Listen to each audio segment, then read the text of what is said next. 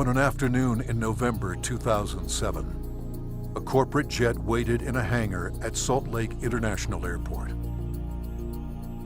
Its 4 passengers, scientists and executives from a global pharmaceutical company, were locked in negotiations with 3 men in a nearby building.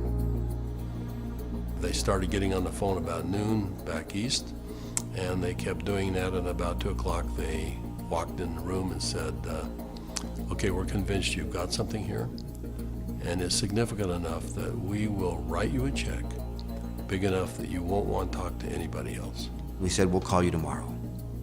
And we immediately adjourned into our conference room again to discuss the offer that they'd put on the table. How these men came together and the decision they made that day is the story of ASEA's genesis.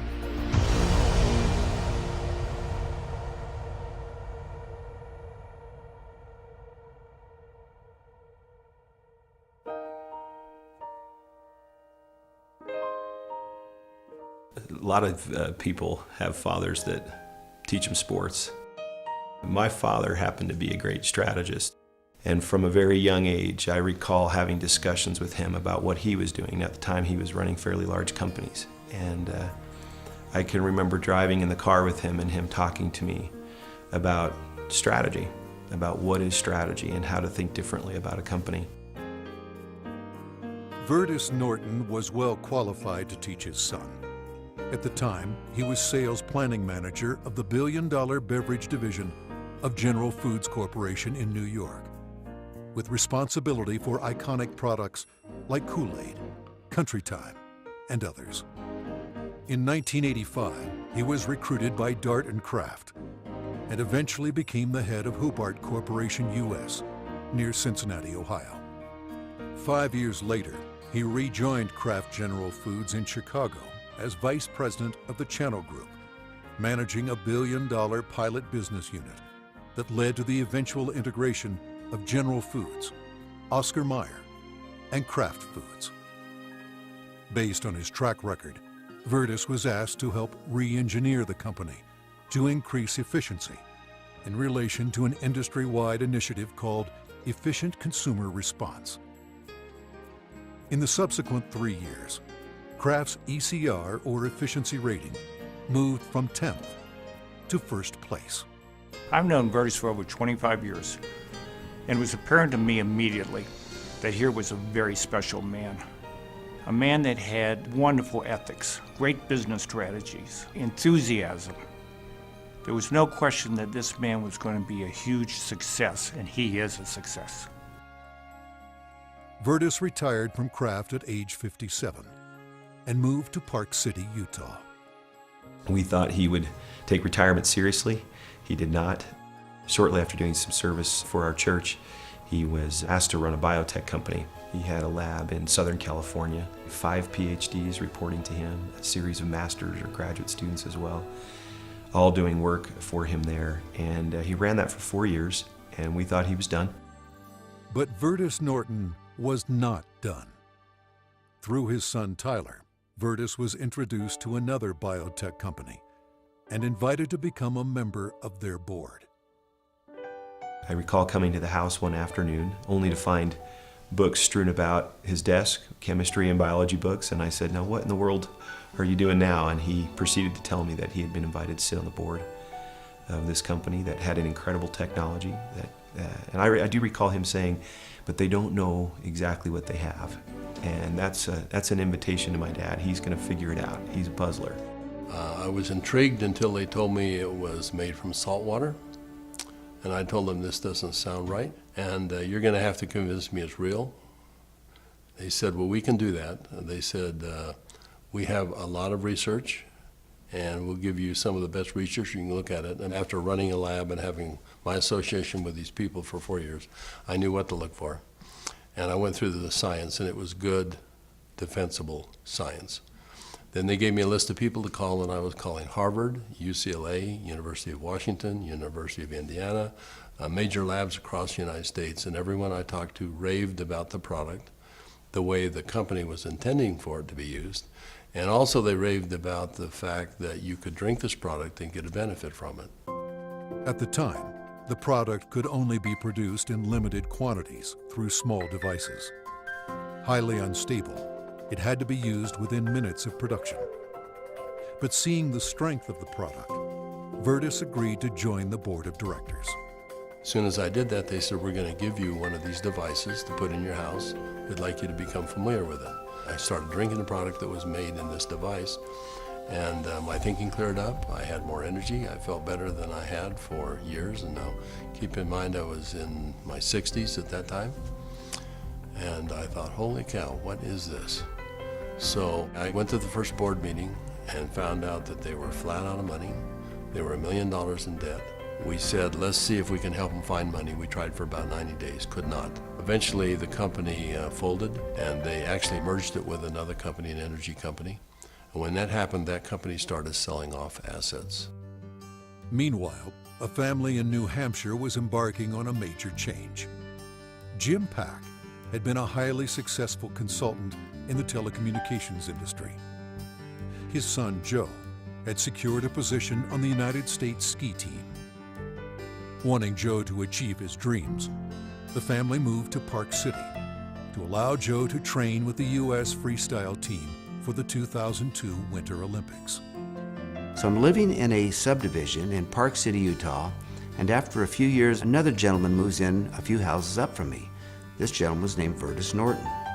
Now, Virtus and I became good friends, and actually we became good golfing buddies. I quickly came to realize that Virtus was something special in terms of his training, his business skills, his analytical ability, his integrity. Everything about Virtus was so much better than any executive, including governors or attorney generals, that I'd ever worked with. He was so competent. I was impressed.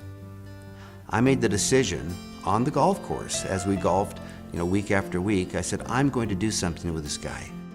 One day we're golfing on the Park City Municipal Golf Course, and he's saying, I'm sitting on the board of this little company, and they've got a terrific product. I use the product, I've just found phenomenal results with this product, but the company's really mismanaged.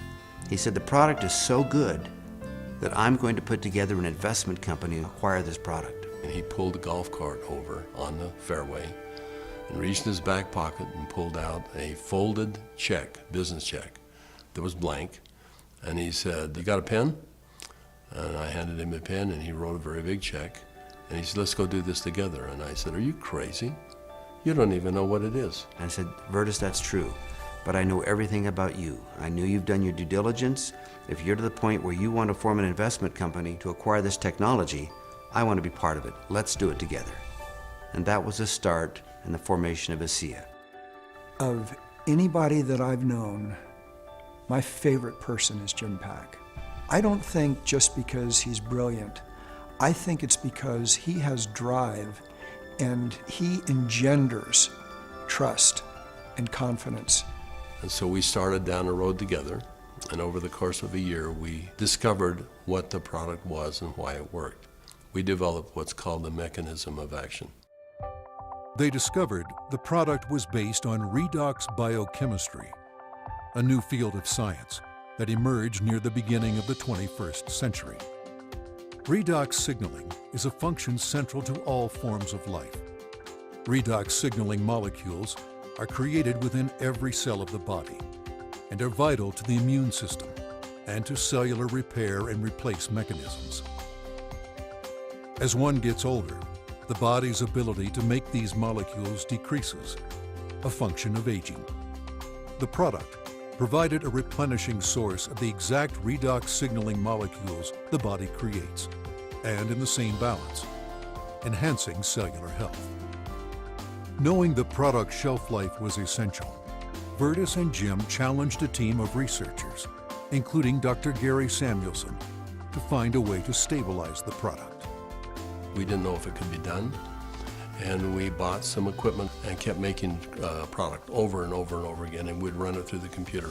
And finally, after months, he finally came in and said, I think I've got the product stabilized. And we started testing it and found out that he had, in fact, stabilized the product. After stabilization had been achieved, Virtus and Jim met with a group of university scientists. We had told them that we had stabilized this mix of molecules, and they said, no, it can't be done. And we said, no, we have done it. And they said, no, it can't be done. And they were so adamant that they were slapping the table. And we said, well, wait a minute. We'll come back tomorrow and show you the product. So we took the product back the next day. Said, this is stabilized redox signaling molecules, both positive and negative molecules in the same bottle, stabilized. And they said, how in the world did you do this? So one of the big breakthroughs is the fact that we can stabilize molecules that you're not supposed to be able to do that. The molecules in ASEA are supposed to be fleeting. They should all return to salt and water in just a matter of minutes, and they don't. Meanwhile, Vertus's son Tyler had arrived at the pinnacle of his career in the financial services business. His father took occasion to explain to him the technology he and Jim Pack had acquired. He said to me, this is the product. He reminded me it was made from salt and water, and I was very concerned. At church the following Sunday, I was discussing some of the challenges of some of the members of our congregation, and I had a neighbor friend that we discussed the majority of that meeting, who, despite seeing a number of professionals and trying to solve a challenge that he had a significant issue, they were just not able to really help and find a solution for him. And it was then that this product popped into my mind. I wondered and asked, despite my doubts, could this help? Could this make a difference for him?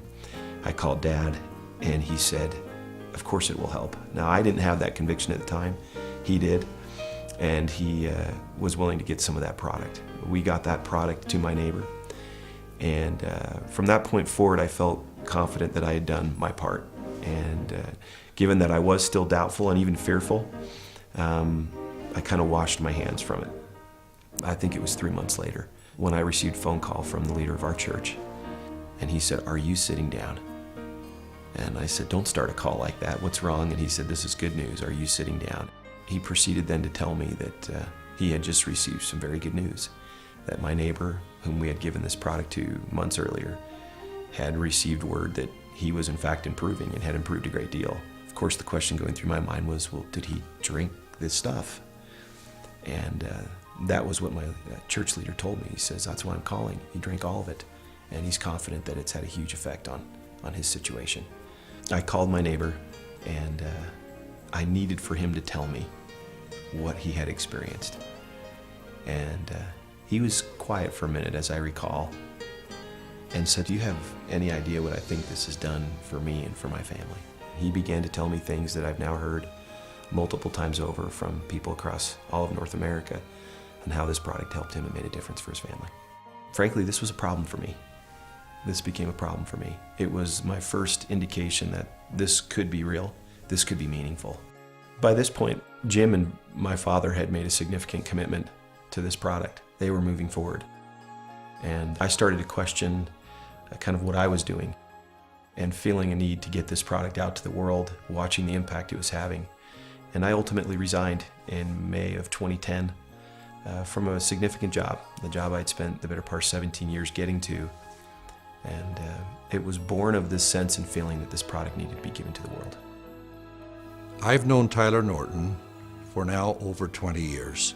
He is a person who demonstrates integrity in all aspects of his business. He is able to motivate people to do things that are even beyond what they think they can do.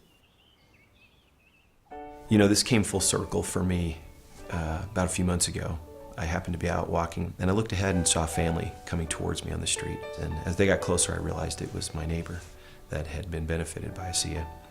And I happened to be on the phone, and so we weren't able to talk. I kind of waved as we acknowledged each other, and he reached in his back pocket and pulled out a sport pouch of ASEA, and then kind of subtly bumped his heart. And we didn't say anything, but I understood completely. It brought home the whole purpose of what we're doing. Now that the product was stabilized, Vertus and Jim began studying distribution models, retail, direct sales, internet, and network marketing. But first, they had a question. We actually wondered if people would drink a product that didn't taste very good, even if there was a perceived health benefit. And we said, let's find out. So we decided to find 40 people and create kind of a focus group, and we started giving it to them. We did that for about 2 months, and we said, let's go out and find out where we are with these 40 people. So when we went out and contacted them, we found out that the 40 people had turned into 135, and the product had been shipped to 20 different countries without our knowing it. And we said, well, we've got the answer we wanted. People will, I think, buy this product. When they determine that there is a perceived health benefit, they'll buy it. But in the meantime, we had contacted a friend, someone that Jim Pack knew and we had played golf with. And he was running a very big pharmaceutical company in New Jersey, about $10, $11 billion. And he finally agreed to send a group of people out and spend some time with us and see what we had come up with. So 4 people flew out on a plane, and we met in the conference room we had on the west side of the city for the better part of a day. We spread out all of the research that we had out on a table. And these gentlemen asked all the right questions. They thoroughly went through all of the science that we had, and as they do that, they'd call back to their headquarters and ask questions. About 2 o'clock in the afternoon, they came to us, and they said, we think you've got something really special here. We're going to write you a check that is large enough that you don't want to talk to anyone else. But there's a catch. And I said, what's the catch? And they said, you've got to shut it down. And I said, shut what down? And they said, you've got 135 people on this product right now, shut it down. People have problems all the time and they deal with them as best they can. You're gonna have to walk away.